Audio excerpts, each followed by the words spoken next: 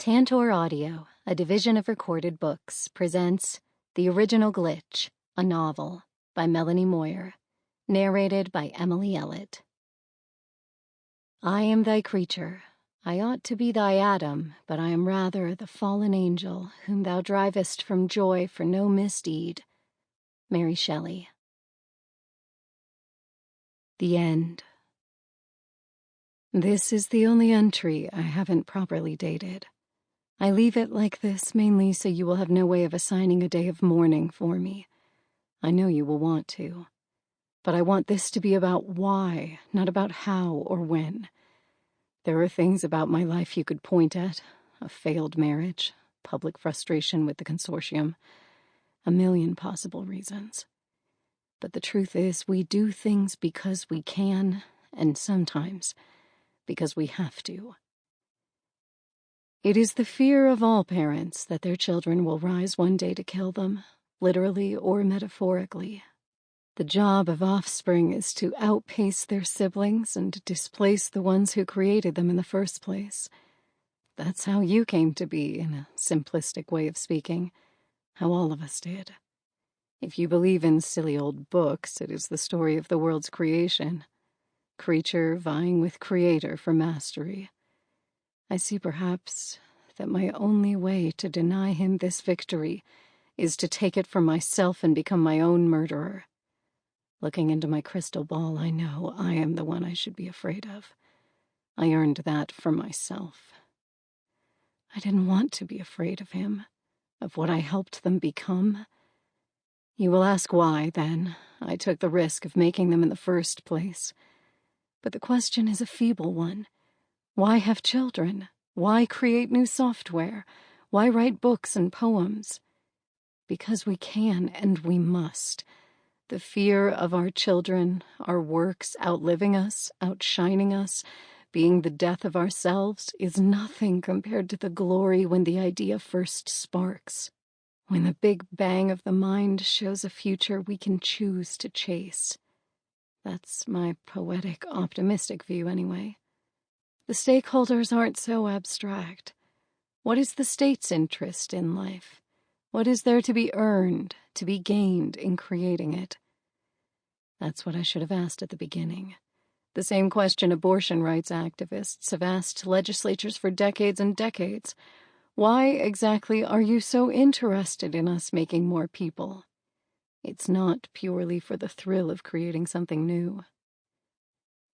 This is the last time I will speak to you, but not the last time you will speak to me. I haven't left you completely alone. But you are the one creation I desperately hope destroys me in the end. Chapter 1.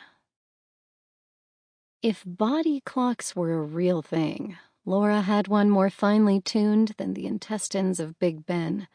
She was up every morning before the sunrise.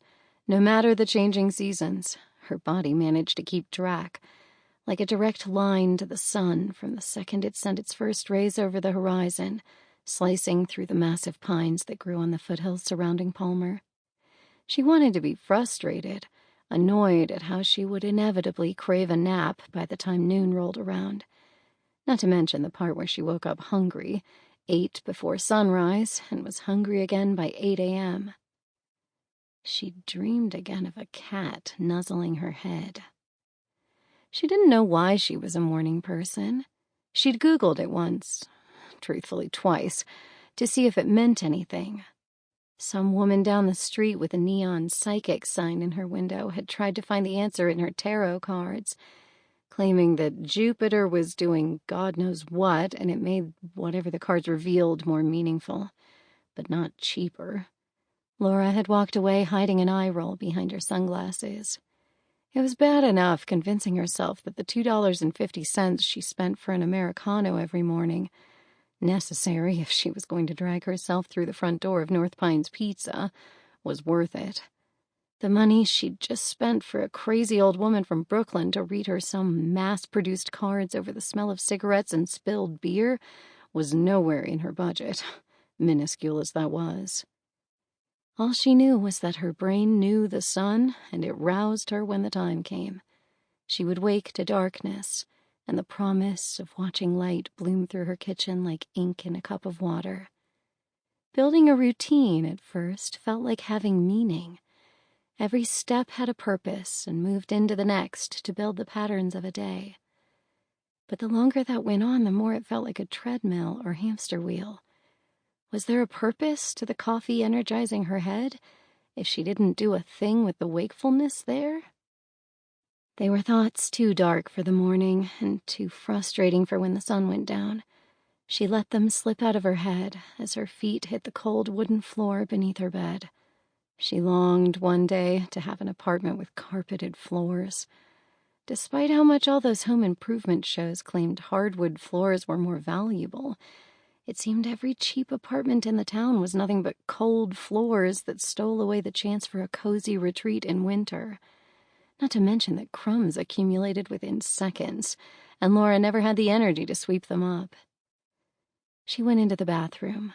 She left its door open constantly, so the sound of her peeing into the porcelain bowl echoed around the apartment for every bug and mouse in the wall to hear.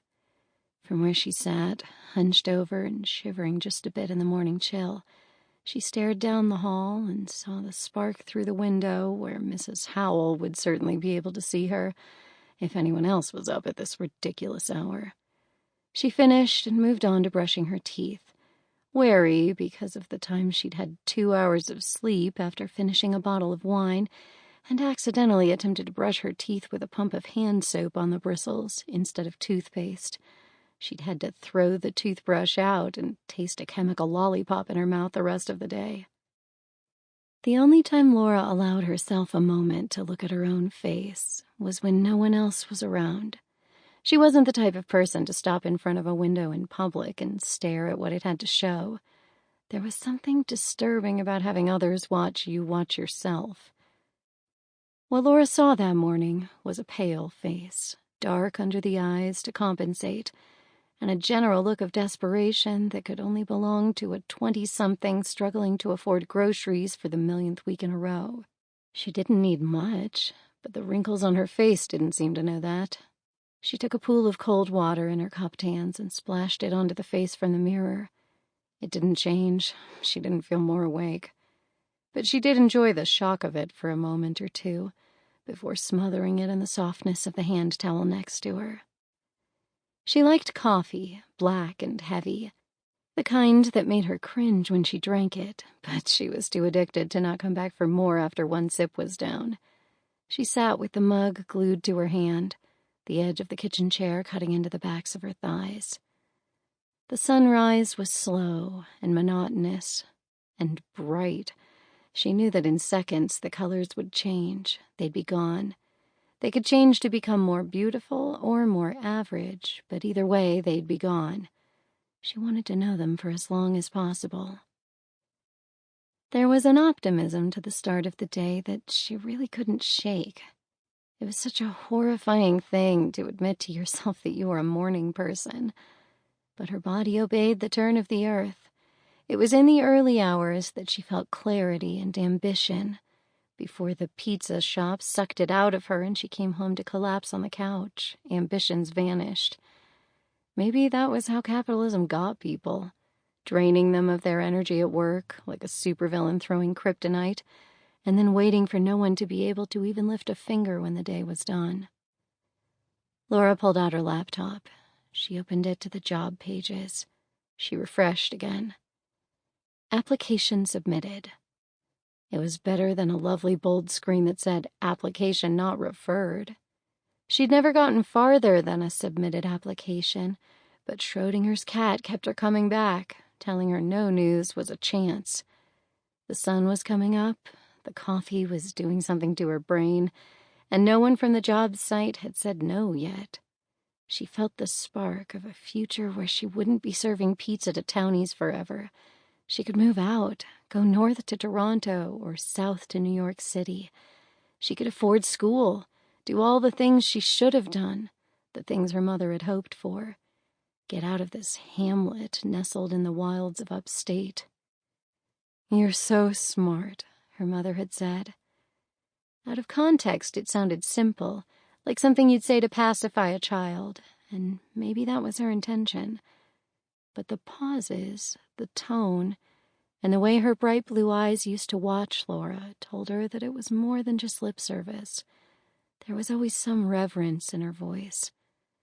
So she would embrace today as a new day, a new chance to make her mother proud. She even carried the same name. There was Laura the First and Laura the Second, Laura Senior and Laura Junior. "Men do it all the time," her mother had said. "Why shouldn't women honor each other the same way?" In the pre-dawn light, Laura still felt like her mother might be nearby, sleeping in for once, or maybe taking her coffee with a moment of quiet contemplation. But the sun would come up, and her mother would still be gone, and she'd push it all away. She was sure the tolerance she'd built up to caffeine left her far beyond being helped by any level of coffee consumption possible to mortals. But she'd keep trying. There was something to be said for the placebo effect, after all. The golden spires of the sun across the retreating night were in full effect now, and so was the rumbling of Laura's stomach. She was a morning person, but not a breakfast person. She found these socially acceptable options for breakfast disgusting. Often she chose leftovers, or scoops of peanut butter straight from the jar if she had any around. Or she'd convince herself that she wasn't hungry just long enough for the first meal of the day to suddenly be lunch. Today was not a day she could put it off. Her stomach was rumbling, and the coffee pooling inside would quickly turn against her. Mystery food to save me from my misery? She opened the cabinet, knowing nothing had changed since she went looking for a late-night snack. There was always the hope, though, of some secret food she'd missed. Instead, the same granola bars, sugary cereal, boxes of instant pasta, and bags of chips. She grabbed the bag of vinegar chips and brought it over to the kitchen table, where she allowed it to mix with the coffee in her stomach and continued to watch night become day. "You're going to be so many great things," her mother had said. The voice was a distant echo that Laura clung to as she tasted bitterness over salt with each sip. She had a stomach burned out on the inside and padded with softness on the outside. Equally soft flesh hung off her arms. She wasn't healthy. She was overweight and probably rotting on the inside. She also couldn't afford a doctor's appointment. She just existed. It seemed she had always just been there. Chapter 2. The midday rush was not invigorating. It wasn't inspiring. It didn't bring anything to Laura except the hope of enough tips collecting in the dinky jar in front of the cash register to buy something. Anything. This was America. That mostly meant Marco got away with paying her whatever he felt like, claiming it was enough because beer and coffee, the only things he assumed anyone was interested in, were cheap. "The minimum wage in Canada is $12, she said one day, staring at what passed for a paycheck from a 56-hour week. "Then move," Marco shrugged. She frowned. He walked away feeling smart, and she was left with a check that gave her pennies to spare once rent was paid. So she was never excited to make her way to North Pines Pizza.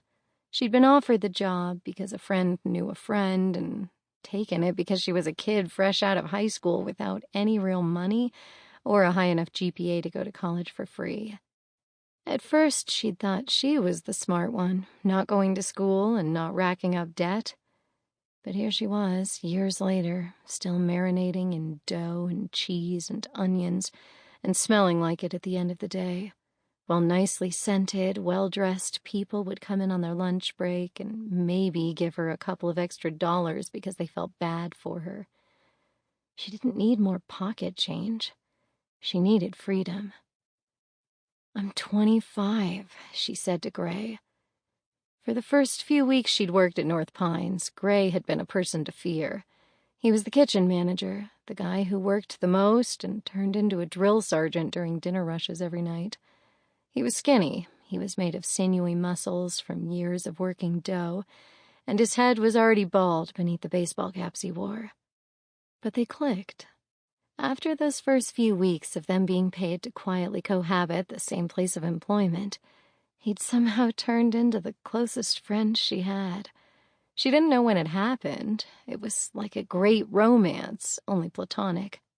One day the friendship just burst into existence as if it had always been there, as if she'd been waiting for it her whole life. "You're 25. So what? You want a booster seat?" he asked, moving the dough in a circle, pulling it from the pudgy ball it had been moments ago into the large, thin, flat disc that would hold the sauce and the cheese and whatever toppings the latest fucking degenerate customer, as Gray said, had ordered. He didn't like it when people ordered off menu.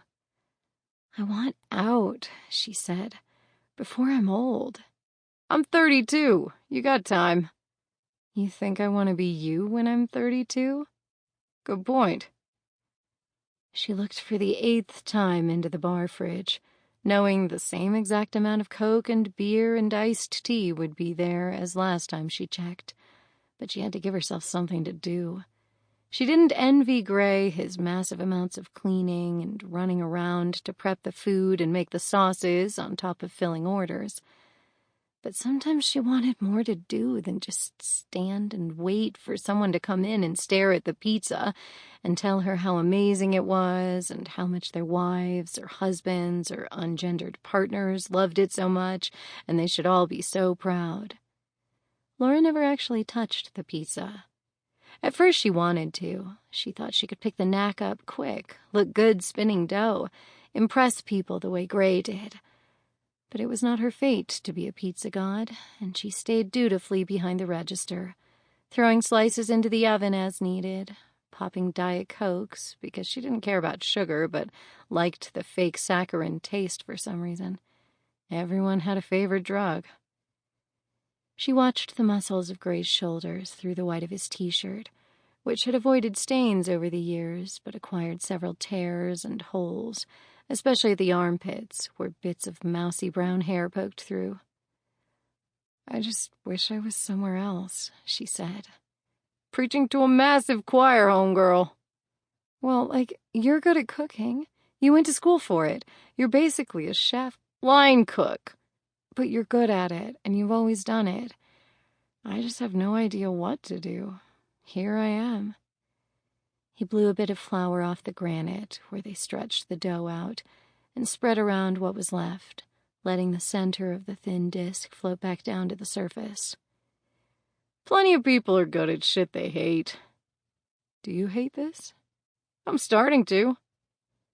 He was here because a childhood friend of his was the actual chef, or at least as much of a chef as you could be at a small-town pizza parlor. No matter how hipster they tried to make it, it was a by-the-slice place that charged too much, hoping to get on the same level as the only place in Palmer that inspired people to eat their pizza with a knife and fork, while eyeing the fancy-stemmed wine glass at the side of the plate and feeling embarrassed to order wine that cost less than $12 a glass. "It's getting monotonous as fuck, you know," he said. "Anyway, I have an idea for a new seasonal." He was like that. Plenty of complaints and glares, but he took what he did seriously while he did it. He wouldn't be accused of slacking. Not that the new kitchen guy wasn't trying. Dan came from someplace even more bumpkin than Palmer, and had a lot to say about a lot of things. Gray was one of those things. "We get it," Gray said by the second week Dan had been there. "You obsess about pizza to get over the alcoholism you clearly have because all you do is drink Coke, smoke, and talk about how you don't fucking drink anymore," he shouted into the pizza dough as it stretched between the splay of his hands. Maybe it would go down like a god of war in the mouth, aggravated into life by clenched fists. Laura just smiled and nodded when Dan talked, because he never stopped, not even when you walked away. She walked away a lot when he spouted something racist or homophobic or sexist, which was often. But he seemed to like her because she liked Star Wars, and they would talk theories about the Force or Stephen King novels until he went on a tangent about some Persian guy or bitch of a head chef he'd worked for in the past. Gray was right. It was monotonous. Show up, drop off your crap, clock in, pretend to do things until the owner showed up or some asshole sent in a massive pizza order. Do it all again the next day, and then the next, for minimum wage, stealing as much food and alcohol as possible from the walk-in fridge downstairs.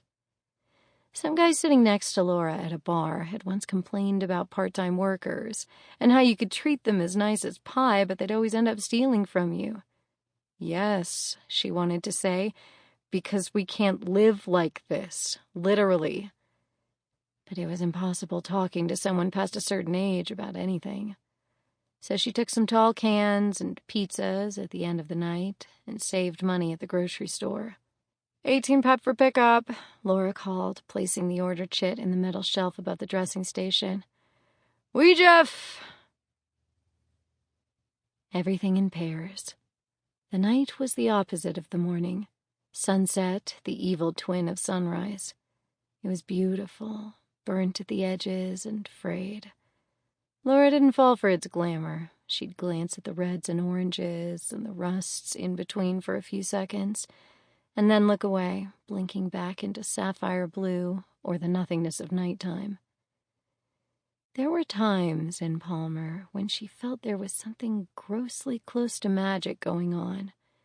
It wasn't magic, she knew that. It wasn't even science. She just got a certain feeling in the moments in between night and day. For those few brief seconds, she'd be willing to believe in the bullshit of tarot cards and her star sign and all that.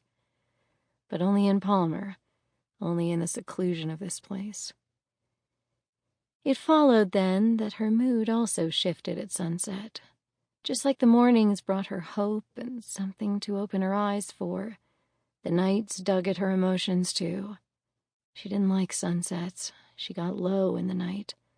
The bullet was the length and darkness of the nighttime. The trigger was that vibrant, dying sun. Then quiet. Laura didn't like to use the word lonely. She didn't want to be someone who pined. Gray made fun of her. Every time she mentioned a man or a woman, he had questions and even more smirks and winks. There had been no such luck in recent months, though, and not for the reasons most people might assume. The quiet comfort of her routine was a part of her. It gave purpose to the long nights.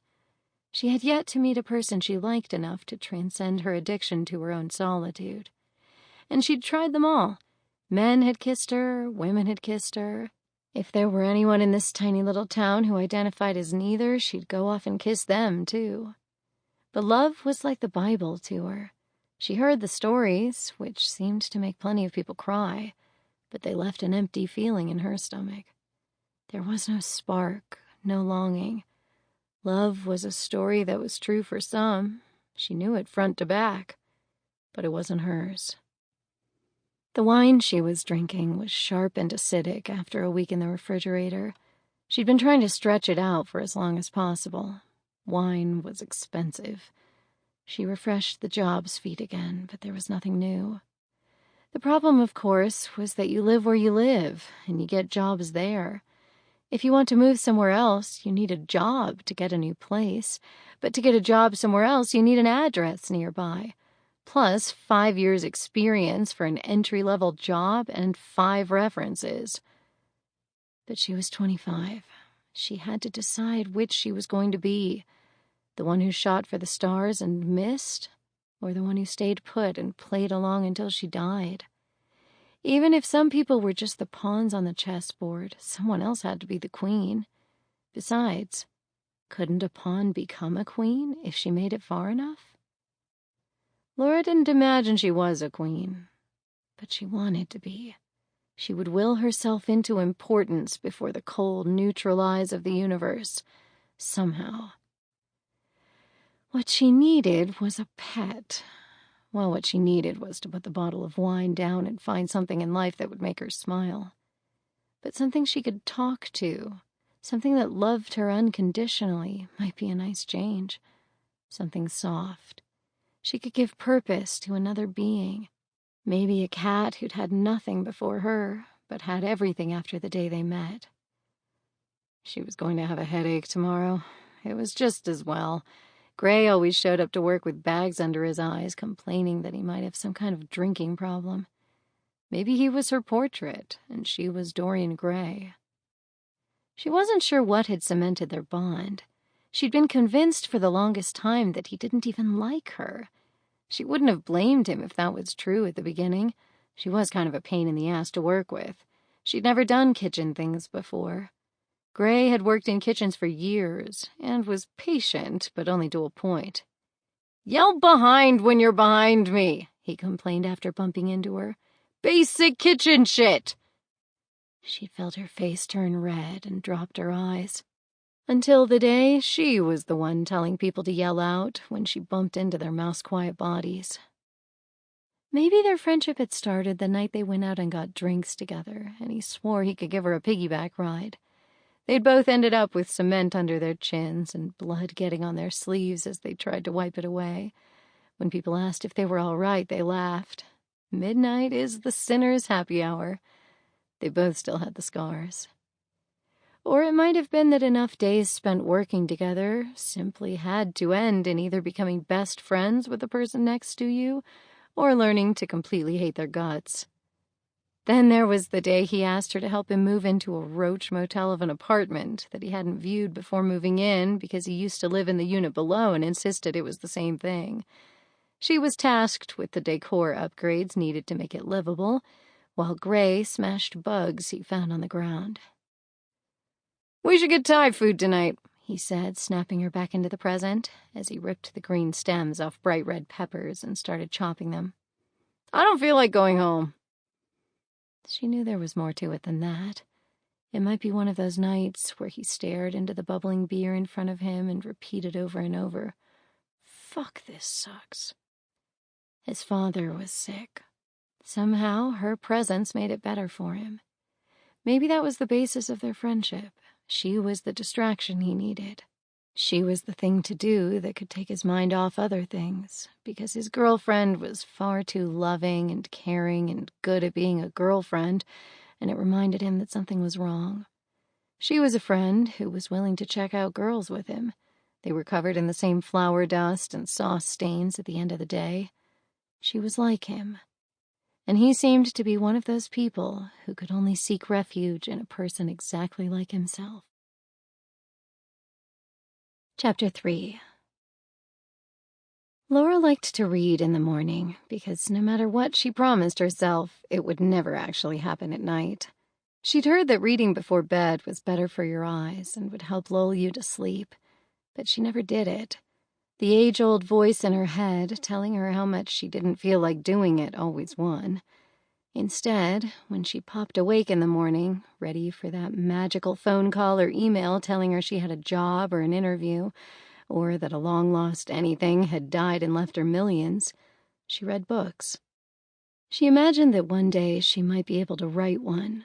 She could spin a story well enough. She wasn't exactly a wordsmith, but she read enough to know what sounded good and what didn't. A few writing classes, and she'd churn out a bestseller, she was sure. But every time she sat down to try, there was nothing. No imagination, no spark of a world inside her head. She seemed to be programmed with the cultural history of the world in a way that made her incapable of envisioning something actually new.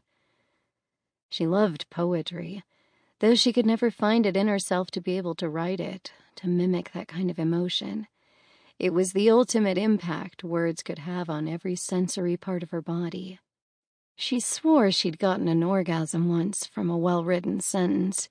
It hit her so deeply that she felt it everywhere. That really wasn't possible. A come of the mind, maybe. She figured everyone had that once. One sentence that just brought the brain into climax.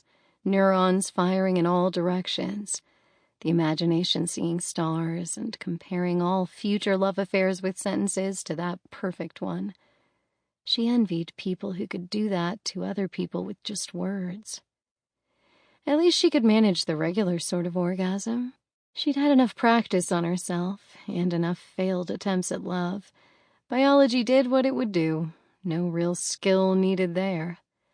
She sipped her coffee once again as the sun rose. It was happening later and... Sample complete. Ready to continue?